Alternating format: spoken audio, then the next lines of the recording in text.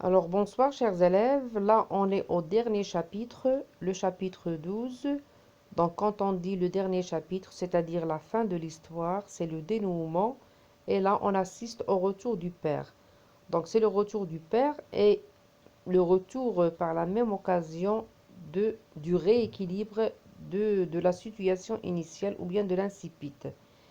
Donc pour mettre en situation ce passage, vous avez les événements suivants.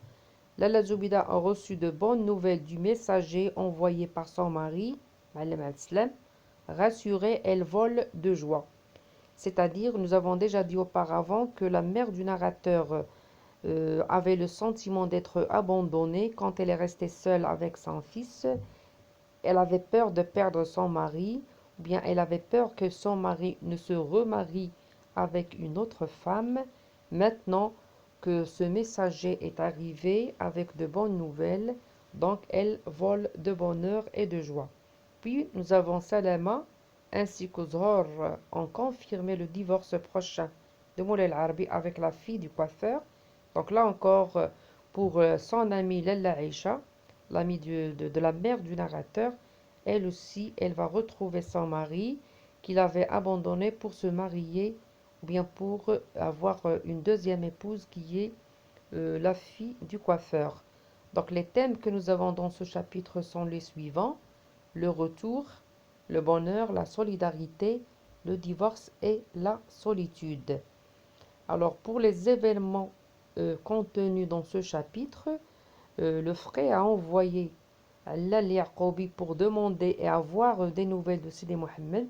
Pourquoi? Parce que depuis le départ du père du narrateur, Sidi Mohammed ne va plus à l'école coranique. Bien sûr, son maître ou bien le frère va s'inquiéter et il va envoyer quelqu'un pour avoir de ses nouvelles. Donc, à cause de l'absence de Ma'alem Abdeslam, Lalla Zoubida se comporte de mauvaise manière avec son fils et l'insulte. Là encore, depuis le départ du père, Lalla Zoubida n'est plus la femme qu'elle était auparavant. Donc, elle devient plus violente, plus agressive. Puis, c'est une femme qui perd son équilibre, si vous voulez. Et bien sûr, ce sont des choses qu'elle va retrouver après le retour de son mari. Zineb annonce le retour du père du narrateur. Et vous avez comme dernière idée, le père est de retour et apporte avec lui quelques provisions. Donc là, vous avez un bilan qui résume un peu le contenu de ce 12e chapitre. Donc un conte de fées, en général, a toujours une fin heureuse.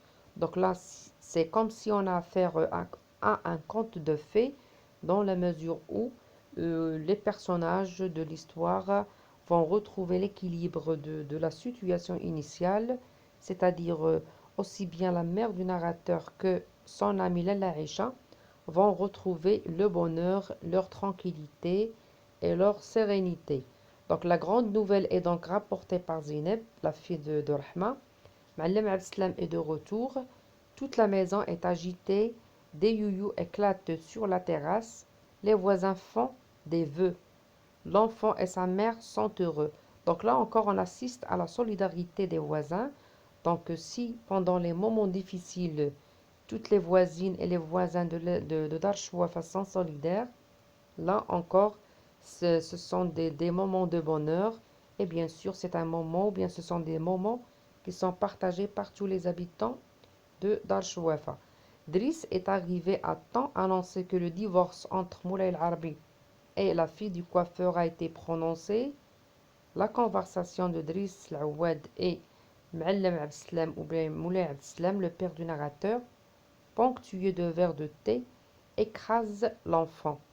Il est pris de fatigue, mais ne veut point dormir.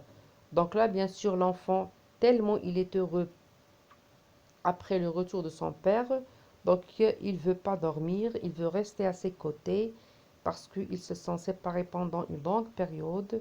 Donc là, malgré sa fatigue, il reste à ses côtés. Donc il se sent triste malgré tout et seul.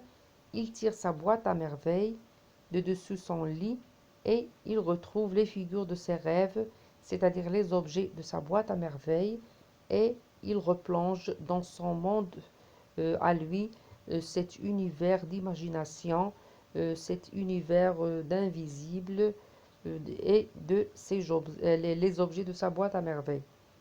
Donc, vous avez comme registre, ou bien le registre qui domine dans presque toute l'œuvre, c'est le registre lyrique. Et voilà donc pour ce dernier chapitre, ou bien pour cette dernière partie de la boîte à merveilles. En attendant une nouvelle vidéo, je vous souhaite une très bonne fin de soirée et à bientôt.